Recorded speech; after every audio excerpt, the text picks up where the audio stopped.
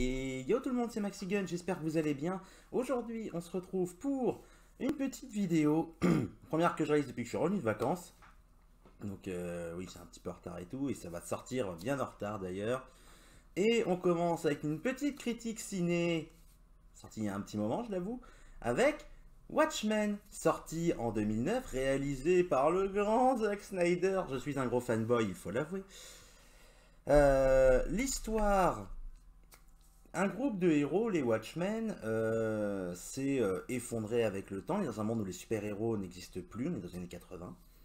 Et l'un d'entre eux, l'un des anciens, le comédien que vous voyez tout à droite sur l'affiche, s'est fait assassiner par une personne qui est rentrée par effraction chez lui. Beaucoup pensent la police pense beaucoup à un cambriolage, mais certains, comme un de ses anciens alliés, Rorschach, pense qu'il s'agit d'un coup monté, l'on veut tuer les anciens masques, donc les anciens super-héros. L'objectif, retrouver qui veut les tuer, en tout cas qui a tué le comédien, et suivre un petit peu, on va dire, la vie de ces anciens super-héros.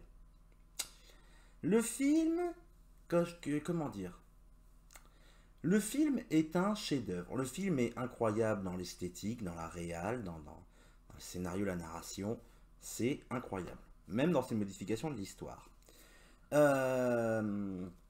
Si je devais commencer, je vais peut-être commencer par le scénario, vu qu'on a commencé à parler de cela. C'est bien mené, c'est complet, et même en fonction des versions, trop complet. Puisqu'il faut savoir qu'il y a 3 versions de ce film. La première, la version cinéma, qui dure 2h45. La seconde, je crois qu'elle dure à peu près 3h10, à peu près, même plus. Alors attendez, parce que du coup, je me suis préparé des petites notes, car j'ai un doute dans ce que je dis. C'était... voilà. Alors, la seconde, elle est sortie... Voilà, 21 juillet, c'était une version Blu-ray classique. Director's Cut, sorti uniquement aux US... qui dure... Ah, putain, ils me mettent en minutes, alors c'est pas très pratique. Faut que j'aille retrouver ce que c'est. Voilà, qui rajoute à peu près 20 minutes, hein, donc ça nous fait 3 heures de film. Et une nouvelle version, encore une fois, qui durait 236 minutes, oui, donc elle a rajouté énormément. Elle a rajouté 50 minutes, donc à peu près quasiment 4 heures de film. Mais qui était du bonus. Et en fait, si vous voulez, dans ces 3 versions, alors là, celle que j'ai vue et que donc qui est faite entre guillemets pour la critique, c'est la version cinéma. La version Director's Cut, je l'ai déjà vue. J'ai très peu de souvenirs sur ce qu'il y a en plus. Je sais que le but c'était de se rapprocher vraiment de beaucoup de détails du scénario dans la BD. Et la version Ultimate, on va dire, la Ultimate Cut, c'est des contes en fait. Qui apparaissent normalement dans le comics, que c'est une adaptation de comics d'Alan Moore, qui a été rajoutée en plus. Et c'est vrai que dans mes souvenirs, l'Ultimate Cut, je l'ai pas fini. Je n'ai pas réussi à aller au bout.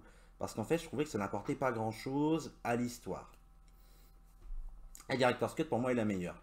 Mais ça reste un film qui est vraiment bien mené, de bout en bout. Il y a 2-3 modifications qu'on fait, qui ont dérangé certains gros fanboys de la licence et d'Alan Moore, surtout Alan Moore qui déteste qu'on fasse des adaptations de ses comics parce que pour lui, c'est un comic, ça ne peut pas être un film. Les adaptations, pour lui, c'est un peu une hérésie, on va dire. Et il y avait eu 2-3 modifications, comme par exemple, normalement, à un moment dans l'histoire, je dis pas où, quoi, quand, comment, il y a une sorte de poulpe géant, si je ne me trompe pas, ça c'est un poulpe géant qui arrive. Dans cette version, ça dégage. Dans toutes les versions, ça dégage. Parce que c'est représentatif de son époque, qui n'est plus la nôtre. Parce qu'on est en 2009, on est dans un film qui se passe entièrement à Manhattan, où on va quand même détruire une bonne partie de Manhattan. On parle quand même d'attentats et de terreur, de terrorisme dans un sens. Et ça fait partie un petit peu de ces choses, les attentats à coup d'explosion par exemple, pour montrer, comment je vais dire ça, les horreurs du 11 septembre, parce qu'on est encore dans une période où les États-Unis sont en deuil, où on a du mal à toucher à Manhattan, à toucher à New York, après les événements du World Trade Center, qui ont fêté d'ailleurs leurs 20 ans, malheureusement, euh, au au début du mois. Il y a quand même beaucoup aussi d'autres thèmes qui vont être abordés. Je pense notamment à la guerre froide et aux relations à la politique en fait en général. Puisque le film se passe en pleine guerre froide, dans les années 80, on est en pleine peur par rapport aux missiles nucléaires détenus par les deux pays, qui ne nous fassent pas un hiver nucléaire ou autre. Et l'une des idées par exemple du film, c'est tout cela se calmerait si on leur donnait un ennemi commun plus puissant à abattre, à ce moment-là ils se mettraient d'accord, etc.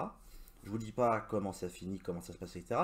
Regardez le film, franchement, ça se regarde extrêmement bien, même si c'est long, ça reste magique. Pour ce qui est, ce que je pense, je vais pas trop quand même aborder le scénario, excepté dire que voilà, c'est très cru, hein. Il y a du cul par exemple, voilà, il y a du gore, on n'hésite pas. On montre les choses entre guillemets telles qu'elles sont dans leur violence, le monde dans sa violence. Dans la partie réalisation, on est sur du Snyder classique, enfin classique. Ça reste excellent, hein, mais c'est voilà, c'est vraiment son style, les slow motion, quelques CGI, mais lui c'est vrai que c'est quelqu'un qui adore les effets réels, faut dire ce qui est. Et ouais, tous ces slow motion esthétisés, une esthétique un peu à la Snyder qui est incroyable. On le ressent, et d'ailleurs celui-ci est un petit peu une, comment je vais dire ça, une démonstration en fait de tout son style, puisqu'on a vraiment, c'est vraiment entre guillemets en reprenant enfin, des gimmicks de plusieurs de ses films d'avant, notamment je pense à 300, je pense à L'Armée des Morts, son premier film, le remake du film de Romero, euh, qui étaient d'ailleurs tous deux excellents. Foncez les voir si vous ne les avez pas vus. Bon, 300, c'est reconnu, donc je pense que beaucoup l'ont vu. Euh, L'Armée des Morts un peu moins, et essayez de le regarder dans sa version Director's Cut, un peu plus long, mais une pépite aussi. Oui, bon, pour moi, tous ces films sont des pépites, ok, qu'on soit clair, sauf le dernier Army of the Dead pour Netflix, où j'ai un petit peu plus de mal, mais bon, ça, c'est une autre histoire, on en reparlera peut-être à un moment. Mais ouais, franchement, une réalisation qui est incroyable, un casting aux petits oignons, et avec des personnes dont je n'ai pas vraiment, entre guillemets, l'habitude de les voir dans certains rôles. Je pense notamment à Patrick Wilson qui joue le hibou, le second hibou. C'est le hibou ou la chouette? Non, c'est le hibou. Et... ouais, je crois que c'est ça, c'est le hibou. J'ai un doute. J'ai un doute. Je regarde en même temps. Nanana. Le hibou, c'est bien ça. Et Patrick Wilson, moi je l'ai connu par la saga Conjuring. Donc moi je le vois en Warren, ce côté un peu, voilà, film d'horreur, personnage un peu sérieux. Mais là, en espèce, il fait un peu geek, un peu timide. Il a un côté Clark Kent, en fait. Mais pas dans le sens Clark Kent Superman, hein, mais vraiment dans le sens le personnage de Clark Kent. Et c'est étonnant de le voir dans ce rôle-là, mais je le trouve excellent dans ce rôle. Ça lui va extrêmement bien. Et ouais, non, franchement, le casting est quand même assez gros, très intéressant. Si je devais rajouter quelque chose aussi, ça serait la musique par contre, qui avait été enfin, qui est faite par Tyler Bates, que je trouve assez, comment je vais dire ça, un peu plate. C'est une musique qui est fonctionnelle en fait, bon, comme dans beaucoup de films malheureusement. Voilà, c'est une musique qui est fonctionnelle, mais vous la réécouterez pas en fait en dehors du film. Elle marquera pas. Et même j'avoue, je l'ai vu il y a quoi? Il y a peut-être une semaine, et même là de tête, j'ai aucune musique qui me revient. Mais bon, ça fait quand même le taf. Après, il y a aussi beaucoup de musique de l'époque, beaucoup de musique rock qui sont reprises en fait, qui marchent très bien avec les scènes. Donc voilà, c'est une critique très très courte, hein, parce que c'est vrai qu'il y a, en fait, j'ai plein de choses qui me reviennent en tête, mais Je peux pas les dire, sinon je vous spoil le film. Ça serait dommage. C'est pas un film que j'ai envie de spoiler. C'est un film, je veux que vous le découvriez. Et voilà, je crois que bon, on a à peu près tout dit pour l'instant. Peut-être que j'en reviendrai dessus dans un live où là par contre, voilà, je pourrais spoiler et autres. Mais moi, je crois que j'ai à peu près tout dit. Voilà, donc merci à tous d'avoir regardé cette petite vidéo. N'hésitez pas à vous abonner, mettre un like, faire un commentaire. Je suis heureux de pouvoir refaire une petite vidéo comme ça sympathique. Ça me fait plaisir. Et puis bah prenez soin de vous, hein, et puis bonne soirée ou bonne journée à vous. Ciao!